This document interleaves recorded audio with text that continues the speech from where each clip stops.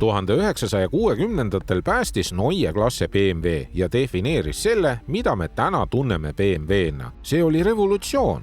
Nüüd, aastakümneid hiljem, on see legendaarne nimi taaselustatud, et teha täpselt sama, kujundada brändi tulevikku järgmiseks pooleks sajandiks.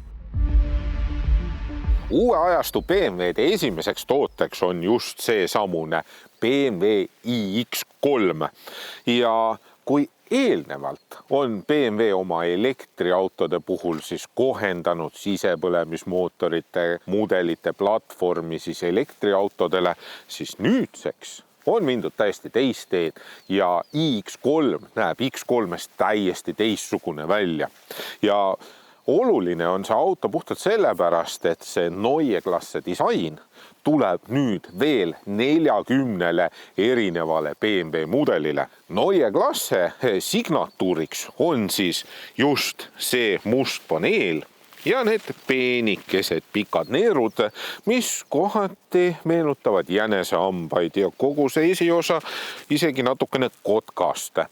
Aga just selle musta värviga ei tule need elemendid kõige paremini välja ja mõned leiavad, et just heledamate toonidega tuleb kogu selle auto disain palju paremini välja. Üks, mida ma tean, on see, et minule meeldib see auto punast värvi ja ma ütleks ausalt, et see näeb ülimalt hea välja just punasena. Ja mis on huvitav veel, on see, et see auto on kogunud positiivseid komplimente. Just selles mõttes, et see näeb üsna äge välja. Ja ühte fakti ei tasuks ka veel unustada. Selle autoga on tänasel päeval tehtud elektriliste autode läbisõidurekorde, ehk siis üle 900 kilomeetri on selle auto akutäiega sõidetud. iX350 arendab kahe mootoriga 345 kilovatti ja 645 newtonmeetrit. Kasutatav akumaht on 108,7 kilovatt-tundi. Kiirlaadimine ulatub 400 kilovatini, seega 10–80% umbes 20 minutiga. Ja kodulaadimine 22 kilovatti, mis tähendab aku täitumist 6 tunniga. iX3 pagasiruumi mahuks on 520 liitrit ja seda on umbes 50 liitrit vähem kui tema kõige suuremal konkurendil ehk siis täiesti uuel Mercedes-Benz GLC täiselektrilisel mudelil. Aga iX3 on esimene BMW elektriauto, millel on ka eespagasiruum. See on umbes 50 liitrine, seal on piisavalt palju ruumi näiteks rehvikompressorile ja ka laadimiskaablitele. Järgmine hea asi on see, et see luuk tõuseb erakordselt kõrgele, nii et kui sa oled üle 2 meetri pikkune inimene, siis sa ei löö oma pead siia vastu ära. Sellel autol on ka haagise konks olemas, et sa saad kuni 2 tonnist haagist vedada. Pagasiruum ise oma kujult on hästi pikk, aga üsna madal. Selle pagasiruumi põhja all on nii suur ruum, et sinna saad selle mütsiriiuli ära peita, et siis suuremaid asju vedada. Seljatoed saad ka loomulikult alla klappida ja seda 40-20-40 suhtes. Ja 2 kotikinnituskonksu on ka sellel autol olemas. Tagaistmel on ruumi küll, aga siin on piisavalt palju põlveruumi, jalad saab esimeste istmete alla panna. Küll põrand on natukene kõrgel, aga elektriautode mõistes on tegelikult istumisasend mugav, istme põhi parajalt pikk, istmed mõnusalt pehmed. Pearuumi on ka küllaga ja kui tahad siia avarust juurde saada, siis on võimalik siia saada hästi suurt klaasist katust. Materjalidega on nii, et kõik materjalid, mis üleval pool on, need on sellised viisakad ja pehmed, aga siin allpool on sellist odavamat plastikut. Kui imelikul kombel ei saa sellele autole näiteks siia istme seljatugede külge eraldi taskuid, kuhu sisse siis mõned ajakirjad näiteks panna. Käetugi on olemas, käetugi on üsna pisikene, aga mõnusal kõrgusel. Isofix kinnitusi on selles autos 2 tükki, aga see lahendus on üsna ebamugav. Ma näitan teile. Näete, siin on selline kate, see käib velkrost lahti ja siis sa pääsed kinnitustele ligi. Aga nüüd, kui sa selle käe siit ära võtad, siis see kukub siia alla, ehk siis see, et kui sa hakkad istet siia sisse panema, on see kate juba kinni läinud. Nii et need väiksed plastikust korgid oleksid olnud mugavamad.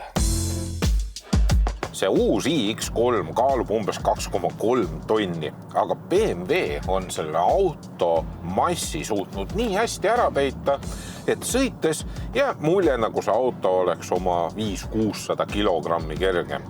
Ka see vedrustuse häälestus on suurepärane ja mulle meeldib see, kui loogiliselt ja hästi see auto käitub. Ehk siis ma lähen kurvidesse, ma võtan sellest auto pidamisest viimast ja ma tunnen, kuidas rool muutub natukene kergemaks. Ehk siis ma saan aru, et nüüd on see punkt, kus need lamellrehvid enam rohkem nina ei pea kinni.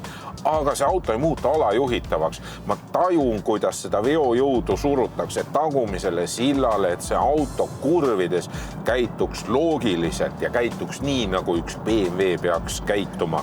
Ka pidurid on väga head ja muide BMW ise ütleb, et üle 80% pidurdamistest tehakse elektrimootoriga ja see pedaali tunnetus on täiesti normaalne, täpselt nii, nagu sõidaks sisepõlemismootoriga autoga. 0-100 kiirendus 4,9 sekundit, mis on ka tegelikult väga hea ja mulle meeldib see, et kui ma sellega koha pealt ära lähen, siis see auto ikkagi koheselt reageerib. Kohe läheb minema, kohe on jõud taga ja kõik on hästi sujuv ja mõnus.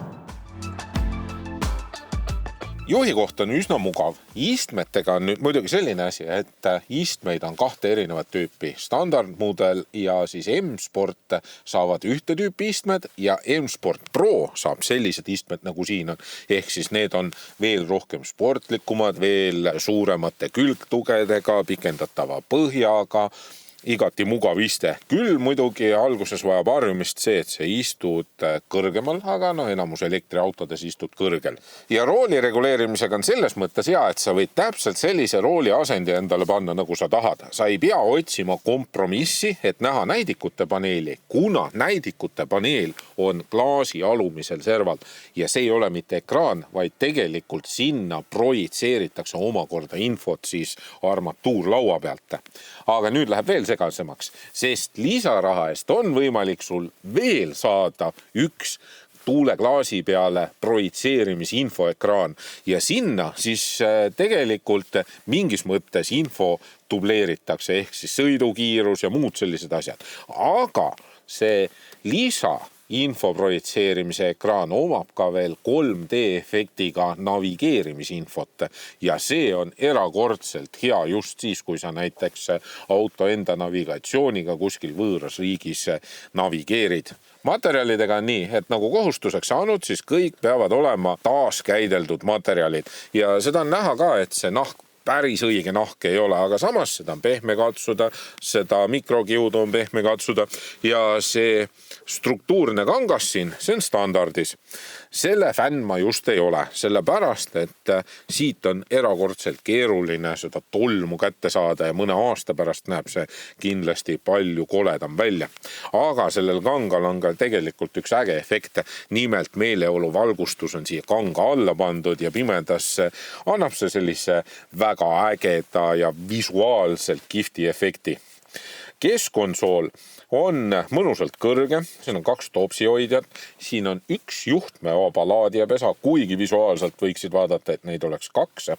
Käetoe sees on üsna pisikene laegas ja see laegas võiks olla suurem, aga see laegas on sellepärast nii pisikene, et nad tegid selle keskkonsooli õhuliseks ja siin all on selline suurem avatud laegas. Rooliga on nüüd niimoodi, et siin ei ole füüsilisi nuppe, siin on puutetundlikud nupud, haptilise tagasisidega. Rooli disaine on 2, on selline, mis näeb niisugune sportlikum välja ja siis on selline omapärane rool, kus siis kodarad on 12 ja 6 peal, nii et jällegi teistsugune. Keskpeeglisse on omakorda pandud kaamera ja see kaamera ei ole mitte selle jaoks, et ainult selfisid teha, vaid see on selle jaoks, et see kaamera tuvastab ära, kus istmel mõni inimene istub ja vastavalt sellele siis näitab, et pange turvavöö peale. Ja selle kaameraga on ka see funktsioon, et kui sulle meeldib näiteks raskemaid asju auto istme peale panna, siis auto ei hakka ütlema, et pane nüüd turvavöö peale, et need rasked asjad saaksid autos olla. Ehk siis teinekord saad lihtsalt kiiresti kergesti poekoti istme peale tõsta. Harman Kardoni helisüsteem on olemas, see mängib mõnusalt mahlaselt. Uus multimeedia ekraan on täiesti uue tarkvaraga, ei ole enam siin iDrive'i nuppu, ehk siis kõik on puutetundlik. Iseenesest seda on väga lihtne ja mugav kasutada ja kui sa lähed kuskile alamenüüdesse ja vaatad, et see indikaatornupukene on üsna pisikene ja sinna on sõidu ajal väga keeruline pihta saada, siis tegelikult sa ei pea selle koha peale pihta saama. Lihtsalt, kui sa teksti peale juba vajutad, lülitatakse see funktsioon kas siis sisse või välja. Nii et BMW on iga asja peale üsna palju mõelnud. Küll muidugi harjumist vajab see, et enamus funktsioone juhitakse ainult siit multimeedia ekraani pealt.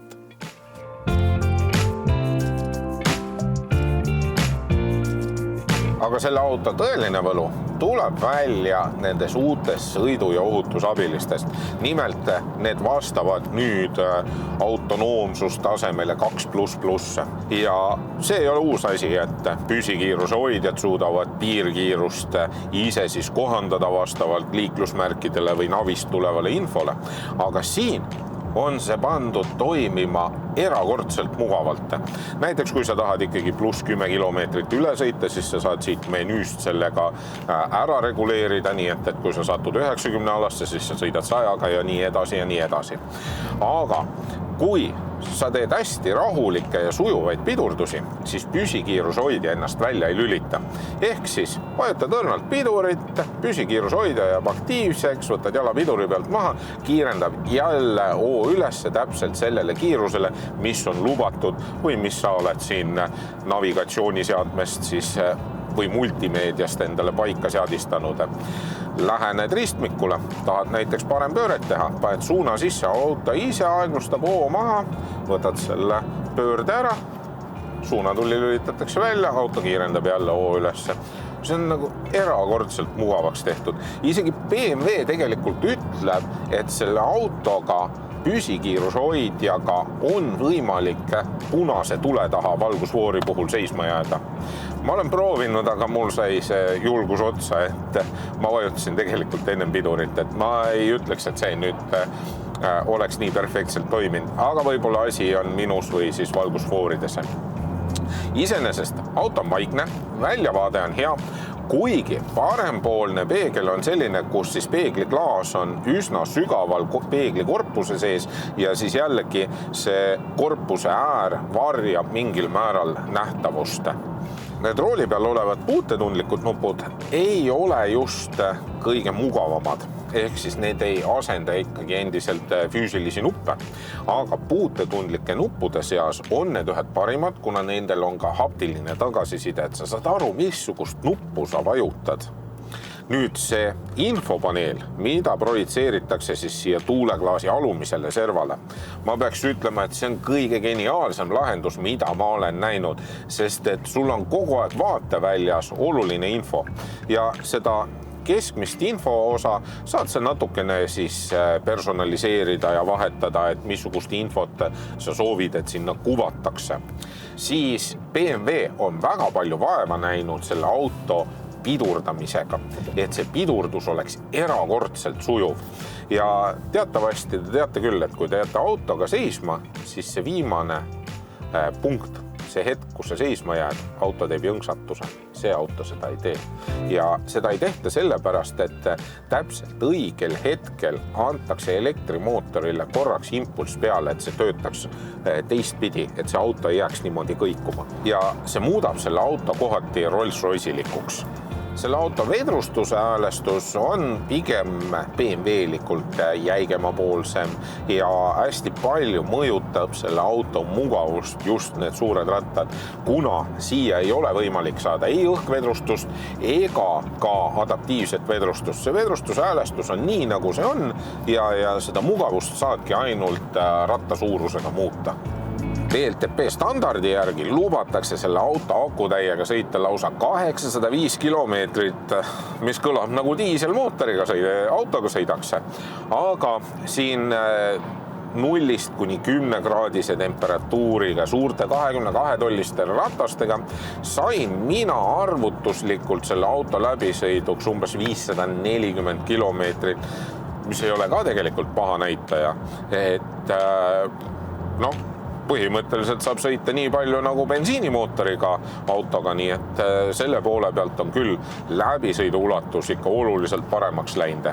Selle auto baashinnaks on 72 000 eurot ja hetkel pakutaksegi ainult ühte mudelit ja kui sa paned siia peaaegu kõik lisad peale, siis selle auto hind kerkib umbes 82 000 euroni. Ja selle auto kõige ligilähedasemaks konkurendiks on uus Mercedes-Benz GLC EQ, mis on siis uue põlvkonna täiselektriline Mercedese GLC Jeep. Ja selle baashinnaks on 77 000 eurot ja GLC-ga saad sa akutäiega vähem sõita, nii et selles mõttes on see iX3 oma hinna poolest ka soodsam. Uus iX3 tõestab, et Neue Klasse ei ole lihtsalt turunduslause. See on suurepärane elektriauto, mis pakub lõpuks ometi sisepõlemismootoriga võrdväärset sõiduulatust. Samas kui uue põlvkonna sõiduabilised teevad igapäevasest sõidust tõeliselt mugava ja lihtsa kogemuse.